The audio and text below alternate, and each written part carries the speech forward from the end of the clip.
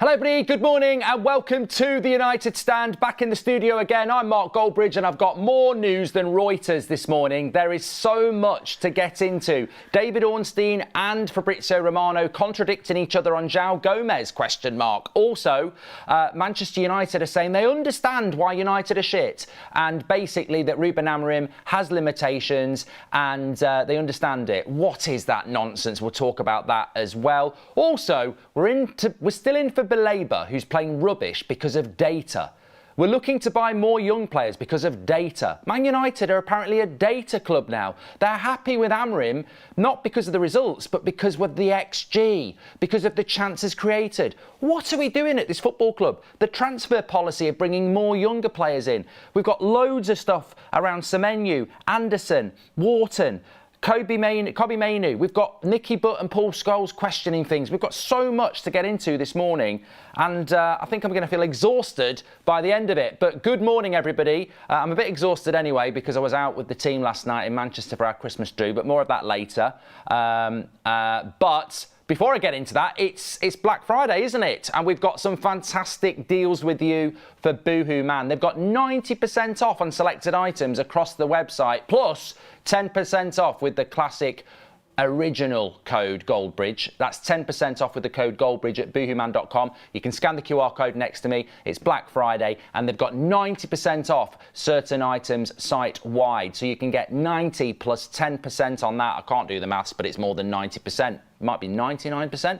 Check it out. Link in the description. Scan the QR code. They've got all sorts of clothing for you. Get your gifts, get yourself kitted out. Jumpers, underwear, gym wear, Netflix and chill wear. They've got the lot. boohooMAN.com. Link in the description. Scan the QR code.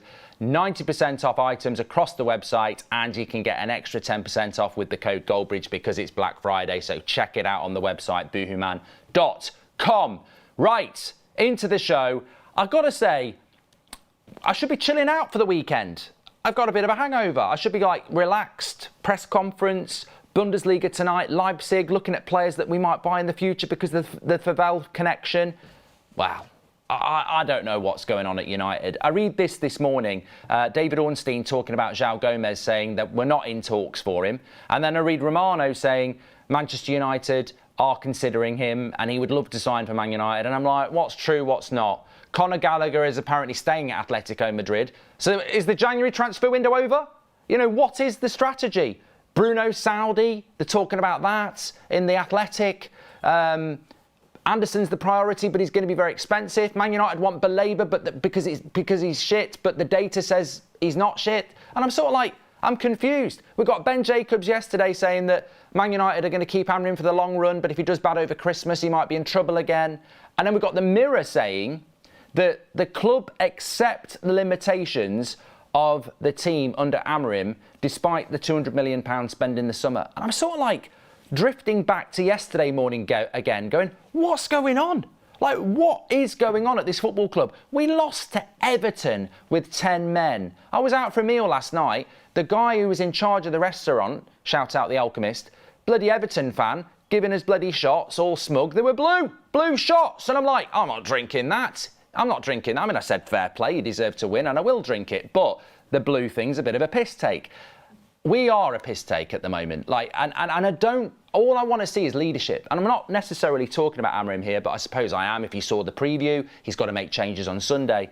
But I'm confused by what the direction of the football club is. And I think they're confused by what the direction of the football club is.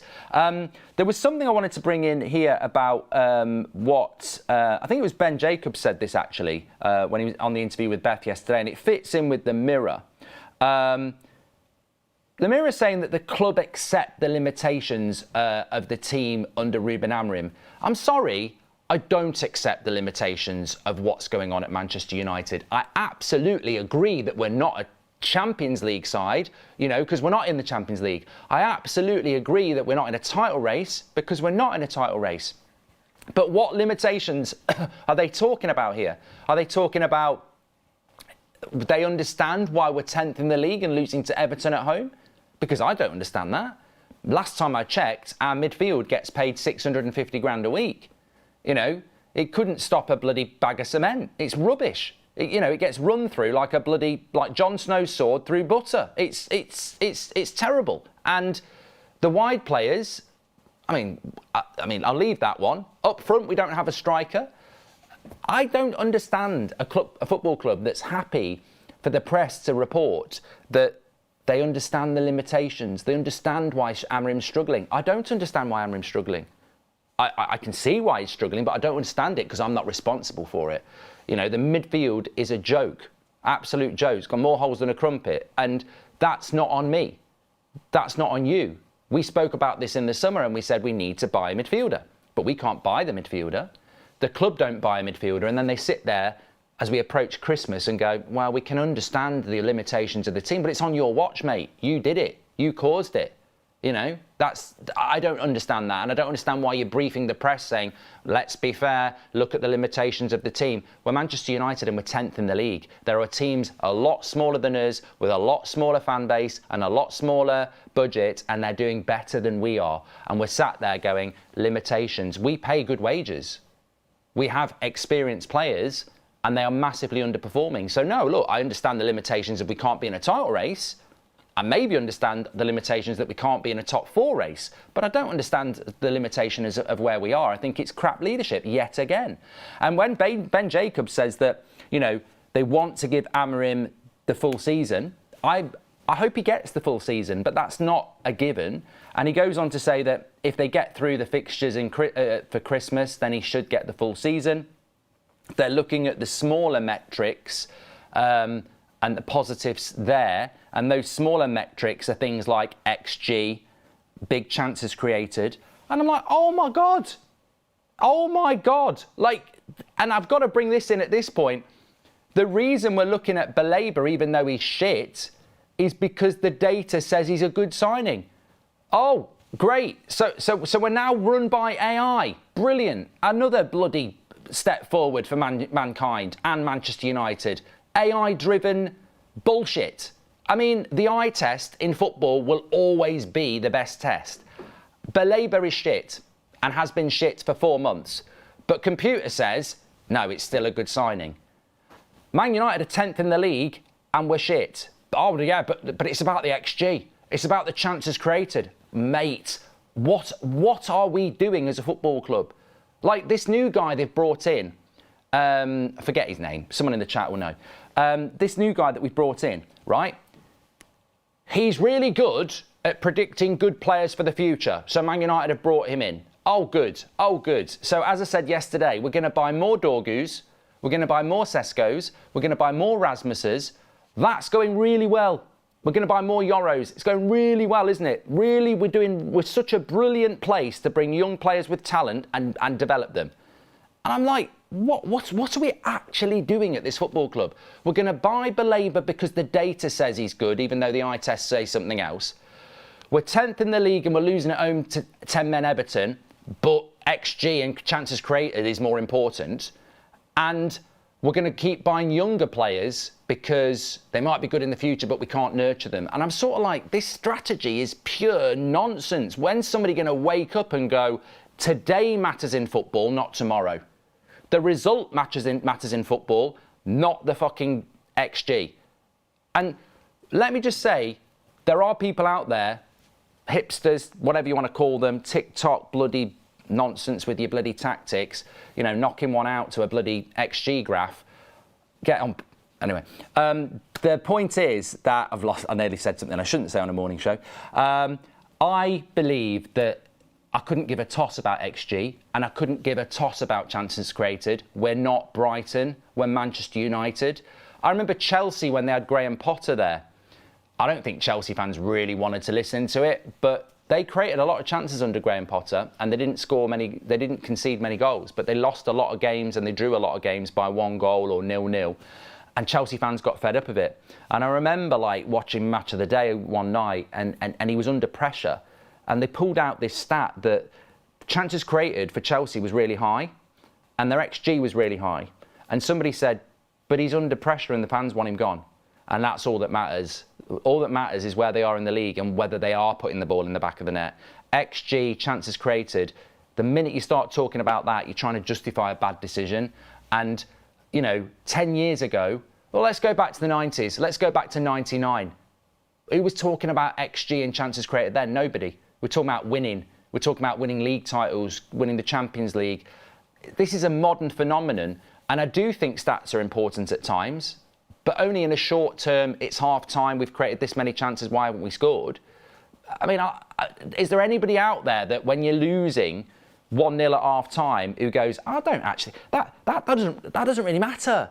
Oh, we're losing 1-0. They've had one shot on goal. We've had 10. We've had 6 corners. They've only had none. They've had no corners. They've had one shot on goal and they've scored from it. We've had 10 shots. We've had 6 corners. And I tell you what, our XG is through the roof. Oh, good. Brilliant. Do we get any points for that? No, we don't. And I find it incredible that, and look, I don't think Ben Jacobs is lying. I find it incredible that that is something United, again, want out there. Oh, we're happy with Amorim. We understand the limitations, but the XG is good. I'll get that on a T-shirt. Another concern with Amorim is that both Gyökeres Kenda, who played this manager, did not fancy playing for him again. It's a red flag, says Jose. Data can be spun to say they're doing well, says Keel. Can we all agree Ineos have failed at this stage, says Ross. I mean, Ross, absolutely. This is what I'm saying. That it's one thing to have a conversation about whether you think Amorim's that guy. And I'll tell you what was said on the United Stand Christmas do last night, because they all thought they were in a safe place having a drink when I was going around, are you Amorim in, Amorim out? They're all going, shit, he did say that to me. I'll bring in the facts about that in a minute, and Ricky and what he said. But there is a conversation about Amorim in and Amorim out. Of course there is. But there's a bigger conversation about who's making that decision. And you might be sat here going, I'm Amorim in. You might be sat here going, I'm Amorim out. But you're not making the decision. I'm not making the decision. And guess what? Competent people aren't making that decision. And what worries me is, Simply Red says, very convenient to choose which metrics to focus on. Exactly. I mean, possession stats, lower than 50% across the season. They won't talk about that, but they'll talk about the XG and chances created. And what's a chance created? Simply Red. I mean, I've done the research, not this season. I put my hands up, but, I'm not going to lie. Last season, I saw this chances created thing from Bruno. I actually spent the time on Y-Scout because it gives you the clip of every chance created. And a lot of them were a pass and then someone shoots from a stupid place. And that's classed as a chance created. So, the detail of that, it does matter. But going back to what I was saying, it concerns me. It concerns me that, we're 10th in the league. We played absolutely shit in the second half against Forest, absolutely shit in the second half against Spurs, and absolutely shit against Everton. So you might get these glazers. I'm not talking about the glazers. I'm talking about like glazing your ham or something like that. But, my point is, these toxic positivity champions, the rimmers of the Ineos and the glazers, etc., they will tell you, it was only before Everton that we were 5 games unbeaten. But we were shit against Spurs, and we were shit against Forest, and we were shit against Everton. So are we not looking at that? Because we haven't got any players to come back either. I look at Man City, they've still got Rodri. I look at Arsenal, they haven't got Gabriel, they haven't got Gyökeres, they haven't got Odegaard. I look at Man United, we're not actually missing anybody. There's nobody to come back, really. There's no big injury, really. I mean, Martinez has been out for 2 years, so let's not pretend Martinez is prime Bobby Moore. We're not, he is welcome back, and I'd rather him than Shaw, but it's not like Messi's coming back. So why are we shit in the last 3 games? After 10 games, I said in the summer, I wouldn't massively judge us in the first 10 games. We've got new players. We're not in Europe. By game 10, a lot of teams in Europe will be starting to feel the extra games and we'll be allowed to kick on. Since game 10, we've drawn to Spurs, luckily, and lost to Everton at home. So if I was in charge of the club, I would say to Amorim, right, what is it you want from me? Because I haven't helped you out in the summer. So what is it you want from me in January? But also, you do have enough to be doing better. Why is it after game 10 we've started to decline? Because I would have expected that's the time where we start to kick on. The fixtures, the 1 game a week, you've had enough time with your players. I would expect from game 10 to game 38, this is where we're going to kick on. And to me, it looks like we're starting to drop off. That's a concern to me. Why is that happening? But it doesn't seem like they're doing that. It seems like they're going, no, we understand why it's going wrong.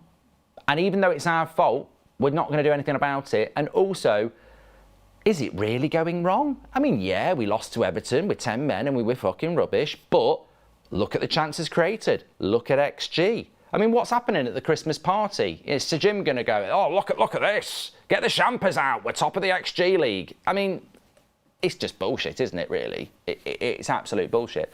So, look, I think that the strategy is nonsense at the moment, and I'm worried about it. It's almost like they're just spinning any old yarn in the hope that we can beat Palace at the weekend and go, hey, 3 years, everything's great, you know? They're waiting, they're desperate. We just seem to be this, well, it's not a shock, this PR machine of let's just hope we can win a game so we can get everyone out on Instagram and winning team photos again and you know, paper the cracks and pretend everything's good. And then when it goes wrong again, we'll just, you know, put some stuff about, you know, challenging times and top of the XG league. There doesn't seem to be any leadership. There doesn't seem to be any direction. And I mean, look, I've spent a bit of time talking about stuff there, but you know, transfer stuff, there's loads of stuff to talk about. We've got Ornstein, we've got Romano. There is some good stuff, but I'm absolutely frustrated by the lack of leadership at the top of this football club. I would have expected Friday after Monday to have had, even if it was genuine talk about Amorim's job being in jeopardy, I might not like that, but at least it shows some leadership. Even if there was genuine talk that there's going to be a big spend in January to support this manager, at least that's the other way. But what we've actually had is, well, I'll talk about it in a minute, we probably won't do anything in January. We're in it for the long term, and we're top of the XG league. And we understand the limitations of our Amorim squad. And I'm like, how can you sit there and understand the limitations? We should be doing a lot better with what we've got. Spot on about the eye test, Mark. People look at the stats and say Salah's better than Premier League Ronaldo without having watched him play in the noughties. Look, the ultimate test of the eye test is when people say, look at the stats of Mane compared to Ryan Giggs. I even heard somebody say Harvey Barnes has got a better output than Ryan Giggs. He may well have that. But this is where stats need to be flushed down the toilet, because for anybody who actually watched Ryan Giggs, you'd take Ryan Giggs over Mane and Harvey Barnes every day of the bloody week, because it's not just about assists and goals. It was different systems, it was different times, but it's also the way the player plays the game. And Ryan Giggs is one of the best players to play in the Premier League. Doesn't probably get the credit he deserves, but for those of you who watched him, you know, his stats might not stand up to certain players. But on the eye test, a bloody amazing player. And also, the game was played differently then. Wingers were wingers. Like, you know, you played in a 4-4-2, you had to support your full-back, you had to be part of the build-up play, and you stayed wide with a natural left footer. So, you know, the eye test for me will always be the main test, supplemented by data. And the eye test in football is results, supplemented by data. If you're winning every game 1-0, with 10% possession and 1 shot on goal, you've got a problem. If you're winning every game 1-0 with 20 shots on goal and 80% possession, you're in a good position. But results will always dictate it. And if we are genuinely looking at Baleba because of the data and not because of his performance, then I'm very worried about where Man United are heading. And the reason I mention it is because there seems to be a lot of data dripping coming out of Man United. And that would not surprise me as to why the club is falling off at the moment, because I don't think when you look at Ineos, they've got any footballing pedigree. Simon Jordan said it, to be fair, right at the start. And I'm not here to shout out Simon Jordan, but he did say right at the start, and I'll always shout out things I hear, whether it's Piers Morgan or bloody Ollie Murs. If they say something sensible that I remember, I will go fair play. And Simon Jordan did say right at the start, when all United fans were buzzing, he said, what's their pedigree in football? When you look at their pedigree in sport, it's not very good at all. So I don't know why Man United fans are getting excited. And 2 years down the line, we're not doing very well. And I think they don't know much about football. Sir David Brailsford did a bloody strategic review. I don't think he's even there anymore. What was that review all about? Sacking people? It looks to me like they are going with stats. Check out my first super chat, says Rajaf. I'll come back to that. And John says, should Ruben Amorim get January transfers if he's so rigid? In Everton game, can you say he's inept to adjust or big ego to play his style? I'd say he's stubborn. Well, we'll come back to that because, well, look, let me say this about Paul Scholes. I definitely need to talk to you about this Joao Gomes story, because the contradiction between Romano and Ornstein is hilarious, and it's worrying about the January window. But I was listening to something from Paul Scholes. I think he did an interview on Sky, and he basically said two things that I think will resonate. He said, I'm watching the game on Monday night and I cannot understand. It's so frustrating why he won't change his tactics. But he wasn't really talking about the 3-4-3. Well, I suppose he was. He was basically saying, get an extra attacker on the pitch and take one of the three defenders off. Exactly what you were saying. Exactly what I was saying. And he was like, you're watching the game, you're frustrated, and then you're getting more frustrated because he won't make that change. And I had a message from, I think it was TR or somebody messaged me the other day, and they said, it reminds me of Bielsa at Leeds, but not in a good way. I don't like Leeds, but when Bielsa was at Leeds, I used to like watching them, because they probably would lose, but it would be like 5-3. It was such an open game. The way they played was ridiculous, but it was good to watch. And I used to say at the time, if you want to induct somebody into football, get them to watch a Leeds game, because they did lose a lot of games, but they played so open. And Bielsa wouldn't change because he was so stubborn, and ultimately he got sacked. And I got this message from someone saying, Amorim's like Bielsa. Unfortunately, the style of play is not like Bielsa, but he's one of those managers who is just ridiculously stubborn. And I don't mind that in a certain state, but when it's a game like Everton where you have to take a defender off and he doesn't do it, it's frustrating, isn't it? But he also said about Mainoo, Scholes said about Mainoo that it's so frustrating to see a player like Mainoo not playing for Manchester United. He embodies what we want in that team. He's a young player from the youth setup who's shown previous talent. The midfield's absolutely atrocious. And you're finding it hard to justify why he's not getting game time. And he said, look, at the moment, I think Mainoo's handling it really, really well. But how much longer can he manage that? How much longer can he sit there watching a terrible midfield and not be given the opportunity? And I think that's the thing. There'll be people in this chat saying, well, Mainoo's fucking shit. Every time he comes on, he's shit. But, look at who he's coming on for. They're no better, and they play every week. And I think that where I agree with Scholes is the fact that Bruno and Casemiro, in my opinion, haven't been very good this season. I know there'll be people saying you whatever, but it's the chance. Maybe Mainoo isn't the solution, but I'm not going to judge him on 45 minutes against Grimsby or half an hour when he's not, he needs to be given a chance, he needs to be given opportunity, and that is very frustrating. And Nicky Butt said something you've been saying as well. He said the thing about Mainoo is if he was playing for Crystal Palace week in, week out, I believe he's a good player, and he'd actually be one of Man United's targets for 60 million quid. And it's true.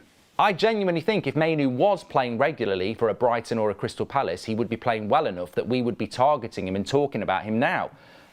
And I do think, that's the frustrating thing, because I might be in the minority, but I do think that if he was given 3 or 4 starts, he would start to play well again, and he probably would be a solution to a problem that's massive in our midfield at the moment. But, there we go. Right, let me talk to you about, look, on a different type of show, I might have actually started with this, but I'm sort of an opinion. It is news, of course it is news, but I feel at the moment, as much as there is stuff coming out from David Ornstein and Fabrizio Romano, and it's good stuff, my main focus at the moment is not putting a thumbnail out saying sign him up and a title going massive Gomes update, because actually the only update I'm interested in is what's the bloody hell was going on at my football club, and why are we not behaving in a way that a Manchester United football club should be? Why are we leaking excuses when there should be no excuses? This week was an opportunity for somebody in that football club to step forward, whether it's CEO, director of football or owner. Somebody needed to step forward and go, look, this is not acceptable. This is not acceptable. We don't accept this, and things have to change very, very quickly, and we're all working together to make that change. There's nothing about sacking a manager or selling a player there, but that's the message that should come out. And God, it would come out. If Sir Alex was in charge and we lost the game like we did against Southampton in the grey kit, we wouldn't start talking about XG and chances created. There would be, this is not acceptable at Man United. And that is such an easy thing to say. And I think some of you don't recognise it because it doesn't happen. That should be, Liverpool are sort of doing it at the moment. Slot said it, the club is sort of reacting to it. There is mumblings about the changing of a manager because that is not acceptable for them to be losing games like they did on Wednesday night or Tuesday night. But at United, we don't. And it worries me that we don't, because what they know it's unacceptable, but they also know by acknowledging it, they show weakness that they're responsible. So they try and sweep it under the carpet. We need leadership. We need leadership at that football club. It'll be very interesting to see how Amorim speaks in the press conference later. Sal says, I want a coach who is adaptable and willing to adjust tactics when the team isn't performing, not someone who sticks to the same approach no matter what. And James says, stop putting Casemiro and the Bruno in the same sentence. Casemiro has been good. Because you want him gone doesn't mean you can't say he's been good. James, thank you very much for your super chat. And I'm sure a lot of people will agree with you, but I'm not going to stop doing something because you tell me to do it. And you shouldn't stop doing it because you disagree with me. I disagree with you that Casemiro has been good. I think he's been bang average this season. I don't think he's been good. I think he gets paid 350k a week, and I wouldn't give him 150k. So if you think he's been good, I would say he's behaved like a 100 grand a week player. We pay 350 grand a week to him. I would expect prime fucking Pirlo, mate. Not that. So if you think that's been good, and you want to go and pat him on the back as you give him 350k a week on a Friday, then you go, mate. You go for it. Personally, I have standards, and if that's a 350k a week midfielder, I'm putting my boots on tomorrow. I want 100k. Absolutely not. I find it hilarious that people want to glaze Casemiro's performances this season because he's done okay. 350 grand a week, and people are going, oh, leave Casemiro alone. He's done okay. Mate, I watch football. I know what a good midfielder is. I look at Declan Rice, I look at Caicedo, and Casemiro ain't nowhere fucking near it, and he gets paid more than those players. A lot more. And I'm meant to sit here and go, sorry, Casemiro, I've mentioned you in the same sentence as Bruno. You actually are good. He's the best midfielder we've got, but bloody hell, if that's good, I don't know what to say. I really don't. Let me have a quick look at this one here. Let me go. I'm trying to look at this super chat. Here it is, Jaden. Jay says, hi Mark, why are you not hammering him out? If you don't trust the player and see no progression, why keep him? If not, why not just sack him? Good question. So I asked this of a lot of people last night. Mords, Ricky, Kev, I asked them whether they're hammering him out. They had a few. I'm not hammering him out because, and I think it's hard in the modern world. I think a lot of people in the modern world take in so much information, whether it's short form, TikTok, news articles, skim read. Attention spans are a lot shorter. And I think people deal with that influx of information by making quick decisions. Yes, no, swipe left, swipe right. So it doesn't surprise me that people are hammering him in or hammering him out. And you have to, why are you not one or the other? But I come from a generation where there are three options in life. There is hammer him in, there is hammer him out, and there is in between. The traffic light system of, it's not just red and green, there's amber and everything in between. I'm not happy with where Man United are, but it's multi-layered. It's not like, if I said, let's get hammer him out, one, it's not going to happen. And I did this with Van Gaal, and I don't like being sat there for months not supporting a manager. It's not a very nice situation. Two, they're not going to do it, of course. Three, who would I go for? Four, the main problem is the ownership. I don't think if you said to me, the best manager in the world wants this job, I don't think it makes a massive amount of difference. I want to win the league. I don't want to just be fifth. And to me, the major problem is what I've been talking about all week. It's the strategic plan of the leadership team and what's going on. If you change the leadership team, I think Amorim gets sacked anyway. So, why would I spend my time, sacking another manager when we've done it so many times before? I think at some point you've got to go, the real issue is the ones at the top. What I will say, and I've said it to everybody, is that if you're asking me to say whether Amorim will get the sack, I'm 75% sure he'll lose his job in the next 18 months. As of today, I'm 75% sure he will lose his job in the next 18 months. Part of that's based on the last 10 years, and part of that's based on the way the team is performing. I'm a firm believer that it's very difficult for a manager, and I think Slot's in trouble as well. I think it's very very rare that when a team has shown frailties and poor performances, they turn it around. And obviously Jurgen Klopp lost games, it's Sir Alex lost games, but they were sporadic, you know, oh, that was a shock, and then they're back winning games. We are consistently playing badly and dropping points again, like last season. I don't think there's ever been a manager, of a top 4 club in the Premier League that their first year in the club, they've had so many bad results and then they turn it around. Not in the Premier League era. I can't think of a manager that started so badly and then, I mean, I'd be interested, maybe Arteta, but the thing is, it's almost, I think with Arteta, it started to improve and it got better and better and better, whereas with Amorim, it's been terrible. It started to improve and then it's gone off again. And I think it's very difficult. Overall, out of 10, how would you rate Casemiro's time at Man United, says Alton? 5. Yeah. I thought his first season was good, but for what we pay, it's been a very disappointing signing. You just called Rice and Caicedo have disciplined partners with them. Casemiro is trying to cover 2 spaces all the time. Agate's bang average, says James. Yeah, but you've not answered the question, James. I'm paying 350 grand a week for Casemiro and you want me to say he's had a good season?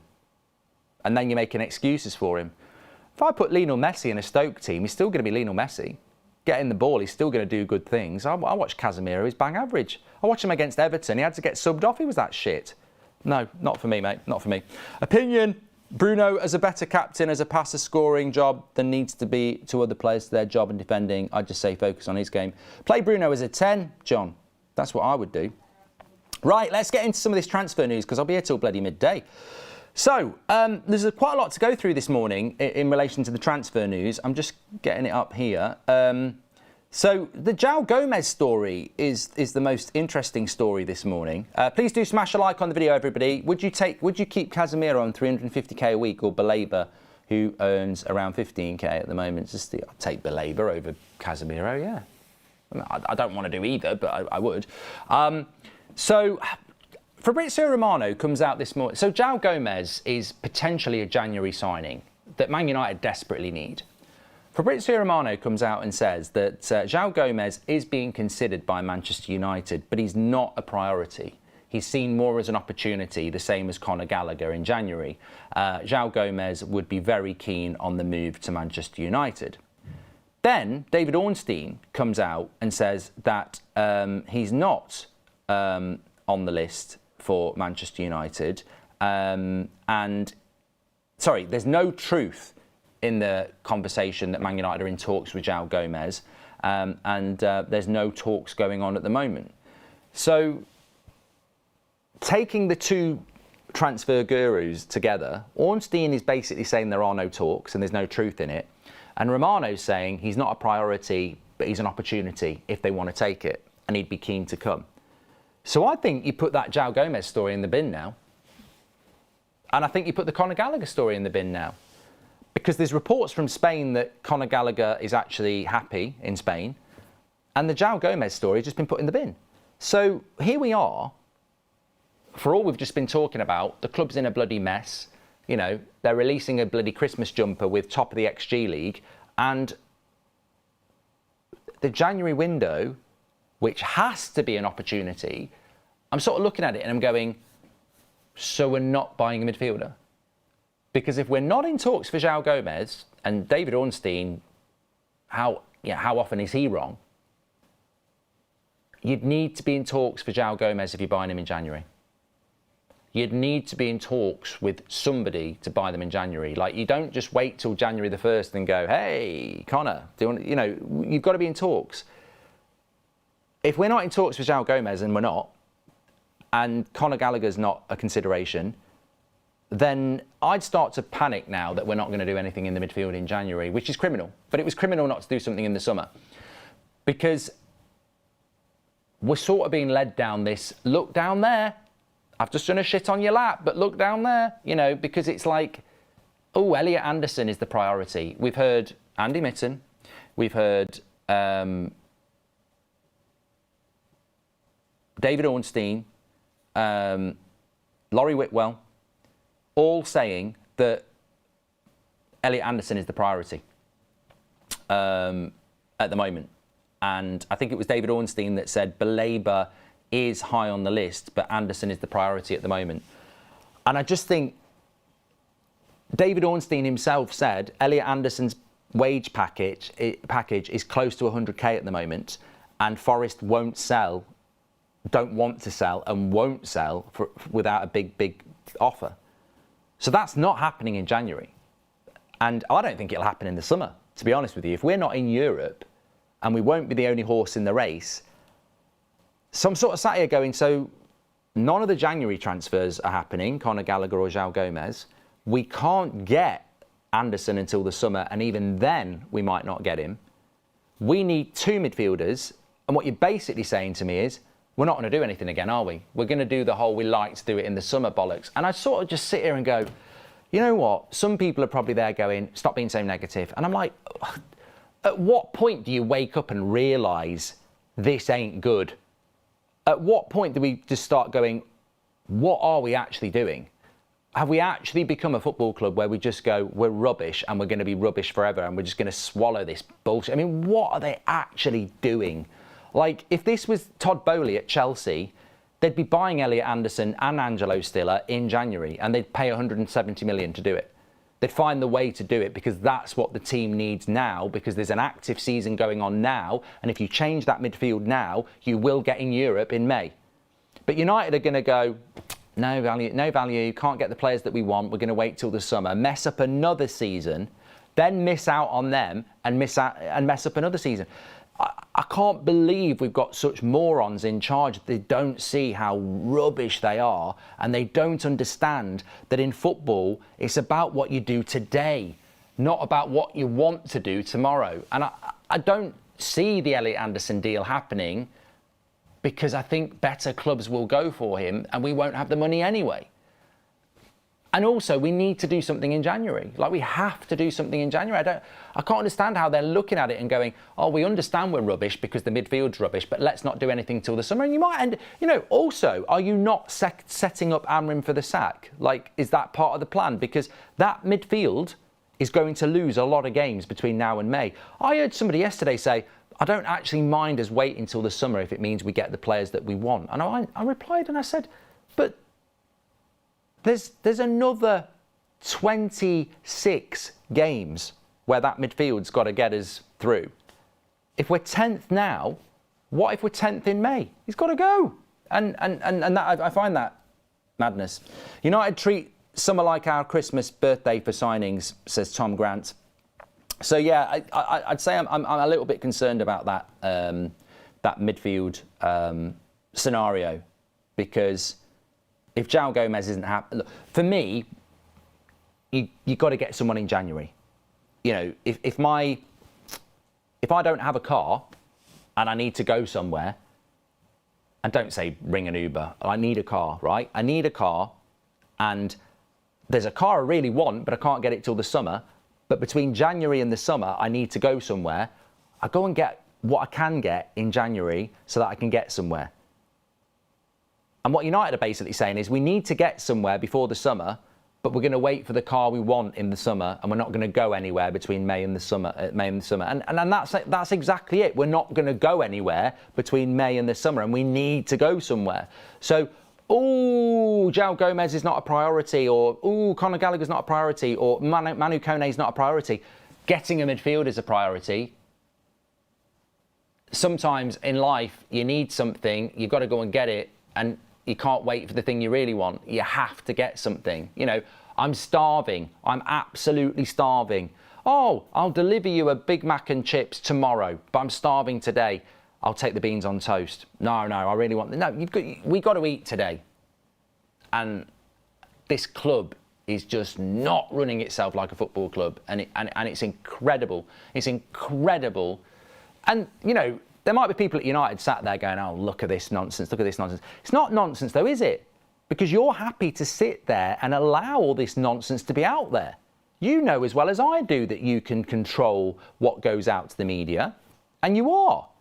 You can easily put it out there that that's not true, or that you are going to buy a player in January. But you're not. You are setting us up, as you always have, to do nothing in January behind a lie that you're going to do big things in the summer and you're going to let the club fall again. And we literally had it last January. We're not going to really do anything in January because we're planning for the summer. And we're looking at Kenda. Kenda's now a bloody Chelsea player. I can see Elliot Anderson going the same way. Oh, Elliot Anderson's a priority. Elliot Anderson's a priority. I wouldn't be surprised if at some point in March, Elliot Anderson's agreed to deal with Liverpool. You know, I wouldn't be surprised. We need another Chicharito, but for the midfield, says Pulp.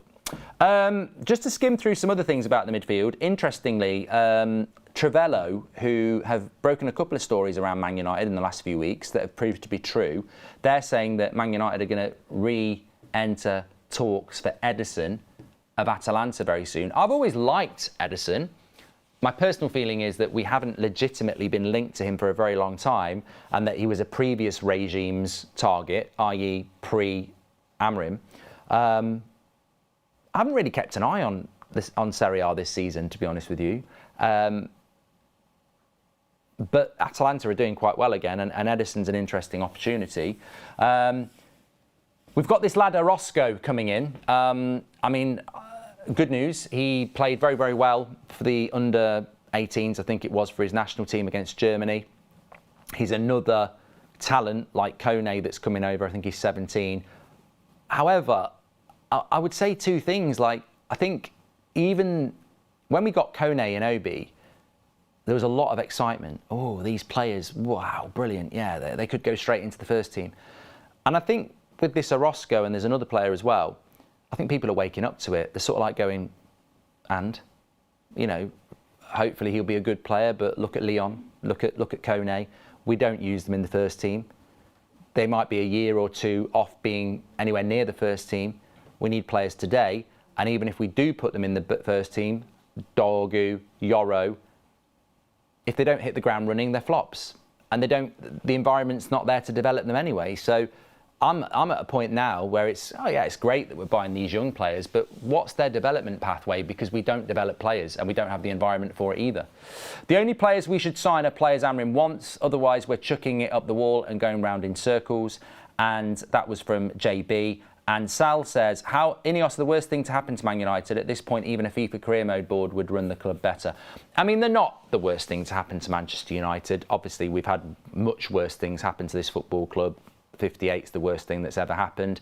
And, you know, in a Premier League era, the Glazers are far worse. You know, there's no doubt about that. But, you know, I would repeat what I said to you 2 days ago.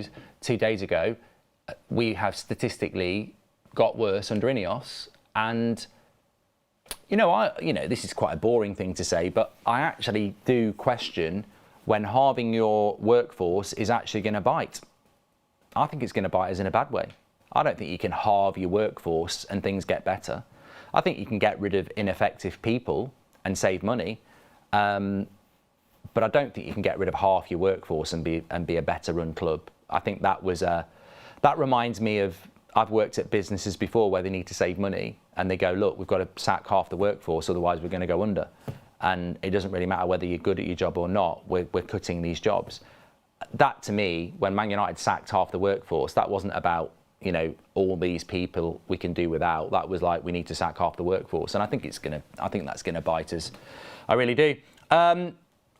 Just on that Young scenario though, I did see something this morning that if Maguire stays, they're going to bring in another young centre-back to learn the ropes. And I thought, learn the ropes from who? We haven't got a proper leadership team. It baffles me. It really does. What's this? I've clicked here. Don't want to click that. Get out.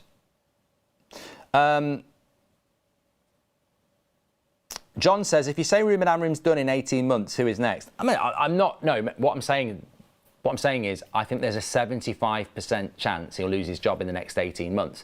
And remember, in 18 months, Ruben Amorim will have been here in 2.5 years. And how many managers in the last 10 years have been here longer than 2.5 years? So it's quite a tactical percentage to say, in the next 18 months, I'm 75% sure he'll lose his job, because every manager at Man United has lost their job in that period of time over the last 10 years. But it's not. That's not the reason I'm saying it. I think he's on the pathway towards it. I said that after the Brentford loss. It feels like he's on the pathway towards it. And some people, you know, you win a couple of games and people go, oh, you said he's on the pathway to the sack. But it's a roller coaster. And the trouble with a roller coaster is there are no highs and there are no lows. It's just a consistent up and down. And that's not good enough for Manchester United. So I really hope he can turn it around and find consistency. But finding consistency with inconsistent players and a crap board is virtually impossible. I don't think I've said it so many times, in my opinion, the environment at Manchester United is not conducive with success. To be successful, you need stability, leadership and structure around you. We don't have that. You can bring the best manager in the world, but he can't succeed without the ingredients. A chef can't cook or bake a cake without the ingredients. You know, a builder can't build a house without the, you know, materials. But they're still a good builder and they're still a good chef. You know, whether Amorim's the good enough manager or not, I don't think he's got the ingredients and the materials around him to be successful. And I don't think any manager has. And I've said that consistently. That's nothing to do with losing to Everton. Anderson, we've spoken about. Bruno, there's still interest in from Saudi. I mean, of course there is. They've been interested in Bruno. I think that came in from The Athletic. There's been interest in Bruno for a long time from Saudi. We know he could have gone there. So, you know, sooner the better as far as I'm concerned. Use the money to build the midfield, blah, blah, blah. We should have done it in the summer. Just on Cunha's head injury, interestingly around this, if you watched the video with Ben and Beth yesterday, there was mention that he may have been knocked out in training. Now, there's talk of him playing against Palace, but I read something very interesting last night that concussion protocols in the Premier League are 10 days. Bergvall missed our game a week after he'd gone off for Spurs. I mean, I don't know a lot about head injuries, but if you've been knocked out, I would have thought you might come under the concussion protocols, in which case he won't be playing against Palace. So I don't know whether we've got anybody who knows any better than that, but apparently it was quite a severe head injury that kept him out of the Everton game from training on Saturday. Of course, it's only 7 days tomorrow since he's done that head injury, and Crystal Palace would be game 8. There is feeling that he'll play, but it's probably worth mentioning that the concussion protocols are that it's longer than 7 days. So he might be in a scenario where he is not available, which would be problematic. But maybe we'll get an update on that from Amorim tomorrow. United are very secretive about injuries anyway, though. So even if Amorim says we're hoping he's available, it doesn't necessarily mean he will be. But I guess we'll have to wait and see. St. Jimmy is off to Amsterdam for my birthday, but don't worry, I'll catch the shows when I'm over there. I never miss an episode. Oh God, I was worried then. Have a good time though, mate. Thanks very much for your super chat. 12 wins in a year for Amorim, says Lee Dixon. Rob says, can't we just play Amorim? Can't we just play Cunha anyway? Because 90% of the team play concussed. Also, I have mentioned the Baleba data-driven stuff. That's just absolutely hilarious. We spoke about what Scholes said. Semenyo again. I mean, oh God, this has got to be the most boring story ever. I'm so bored of it.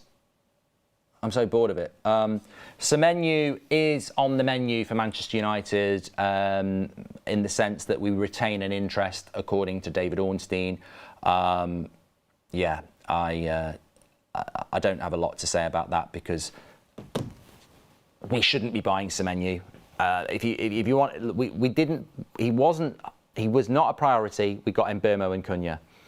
If we retain an interest because he's been on the list, what are we talking about here? And if we go and try and sign him, what the fuck are we doing? Like, we do not need Semenyo.